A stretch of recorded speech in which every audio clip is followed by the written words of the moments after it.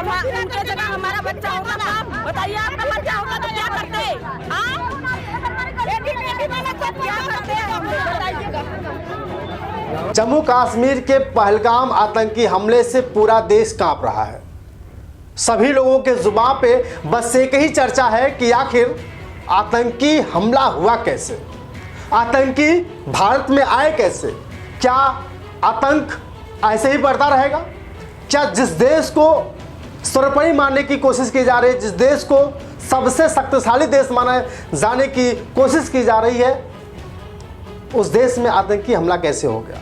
सबकी निगाहें, सबके नजरें सिर्फ और सिर्फ पहलगाम वाली घटना पे है, क्योंकि अभी अभी खबर आई है कि उत्तर प्रदेश के कानपुर के रहने वाले शुभम द्विवेदी, जिनको धर्म पूछ करके गोली मारी गई थी, उनका पार्थिव शरीर घर पे लाया गया है और अंतिम संस्कार के लिए योगी आदित्यनाथ सहित कई बड़े बड़े दिग्गज नेता पहुंच रहे हैं। एक तरफ पूरा देश चिंतित है, तो वहीं दूसरी तरफ उत्तर प्रदेश के वाराणसी से खबर आ रही है कि एक छात्र को प्रबंधक के बेटे ने गोली मारकर हत्या कर दी। आखिर वो मामला क्या है? क्यों गोली मारी गई उस बच्चे को जो एक कक्षा इंटर में पढ़ता था? आखिर उस बच्चे का कसूर क्या था जो प्रबंधक के बेटे ने खुलेआम गोली मार दी? इसी पर चर्चा करेंगे और साथ ही आपसे निवेदन है कि चैनल को सब्सक्राइब कर लीजिए, क्योंकि आप ही हमारी ताकत है। वीडियो को अंत तक देखिएगा, कमेंट जरूर करिएगा। साथियों, आपको पता है ना, जम्मू कश्मीर के पहलगाम के आतंकी घटने से पूरे देश की रूहें कैसे कांप रही हैं। वाराणसी में एक युवक जो इंटर की पढ़ाई कर रहा था ज्ञानदीप स्कूल से, वहां के प्रबंधक के बेटे यजुवेंद्र सिंह उर्फ रवि ने गोली मारकर हत्या कर दी। जब उससे पूछा गया कि तुमने हत्या क्यों करी, तो उसका जवाब था कि हेमंत नाम का लड़का कक्षा टीचर की बेटी को परेशान कर रहा था, बार बार उसे छेड़खानी कर रहा था, बार बार उसे डिस्टर्ब कर रहा था, इसलिए हमने बुला करके उसे बस पूछने की कोशिश की। इसी बीच में गोली चलती है और उसे गोली लग जाती है। यह देखते हुए पूरे वाराणसी में हल्ला बोल मचा रहा। वकील अपना काम बंद करके सिर्फ और सिर्फ इसी मामले पर टिके रहे कि आखिर ऐसे हुआ क्या। साथियों, वाराणसी के सिंधौरा इलाके के मरुई गांव के रहने वाले कैलाश नाथ के बेटे हेमंत सिंह ज्ञानदीप स्कूल में इंटर की पढ़ाई कर रहे थे। अभी हाल ही परीक्षा दिया था, लेकिन जब वो घर पर खाना खाने बैठे थे तभी उनके स्कूल से कॉल आती है। वो कॉल थी यजुवेंद्र सिंह उर्फ रवि का। फोन आता है कि कहाँ हो तुम, जल्दी से आ जाओ। और ज्ञानदीप स्कूल के बगल में ही डायरेक्टर का घर बना हुआ था, उसी पार्किंग में बुलाया जाता है और उसके साथ साथ दो और दोस्तों को बुलाया जाता है, जिसका नाम था शशांक और किशन।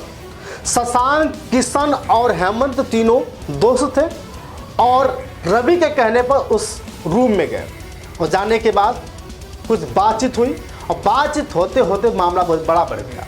तभी किशन को बाहर कर दिया जाता है कि तुम बाहर जाओ। उस कमरे में शशांक, हेमंत और रवि मौजूद थे। तभी बीच बचाव में एक धड़ाम से गोली चली और किशन सुनकर दंग रह गया। तभी रूम से रवि और शशांक हेमंत के लाश को लेकर बाहर आ रहे थे। किशन देखते ही डर गया और फिर तीनों मिलकर उसे हॉस्पिटल पहुंचाते हैं। रास्ते में ही उसकी मौत हो जाती है। अब सवाल ये बनता है कि आखिर उत्तर प्रदेश के वाराणसी में ऐसा हुआ कैसे? क्या सिर्फ एक कक्षा टीचर की बेटी के साथ छेड़खानी करने का मामला आया? ऐसे मामले आए दिन होते रहे हैं। कहीं प्रेम प्रसंग का मामला देखा जा रहा है, तो कहीं पति पत्नी का मामला देखा जा रहा है। आए दिन सुना जा रहा है कि पत्नी ने उसे सूटकेस में बंद कर दिया। कहीं मामला चल रहा है कि ड्रम में मार करके भर दिया। तो कभी हाल ही में आपने देखा होगा कि पत्नी ने अपने पति से बचने के लिए प्रेमी को बॉक्स में बंद कर दिया था। तो पति, पत्नी, प्रेमी, ये तीनों ऐसे मैटर हैं जो आज कहीं खुश नहीं दिखाई दे रहे हैं। कहीं पत्नी के साथ बवाल, तो कहीं पति के साथ बवाल, तो कहीं प्रेमी के साथ बवाल। अभी तो इतना हल्ला मच गया था कि दामाद और सास का जो प्रेम विवाह हो गया, उससे बड़ा शोर चला था कि दामाद ने अपने सासू माँ को ही लेकर फरार हो गया। बहुत बड़ा हल्ला हुआ, बहुत बड़ा बवाल मचा।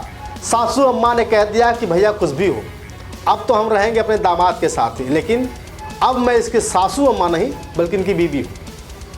लेकिन वाराणसी की जब से घटना हुई है, पूरे वाराणसी में बस एक ही चर्चा है, क्या कि हेमंत का कसूर इतना ही था कि किसी लड़की के साथ छेड़खानी कर रहा था। कभी हेमंत सिंह के पिता को यह नहीं बताया कि आपका बेटा छेड़खानी करता है, आपका बेटा कक्षा टीचर की बेटी को परेशान करता है।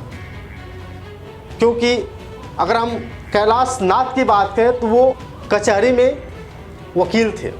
जब ये खबर आती है, स्कूल से फ़ोन जाता है कि आपके बेटे को गोली लगी है, यह सुनने के बाद तो सन्न हो जाते हैं और सभी वकील साथियों को कहते हैं कि हमारे बेटे को गोली लगी।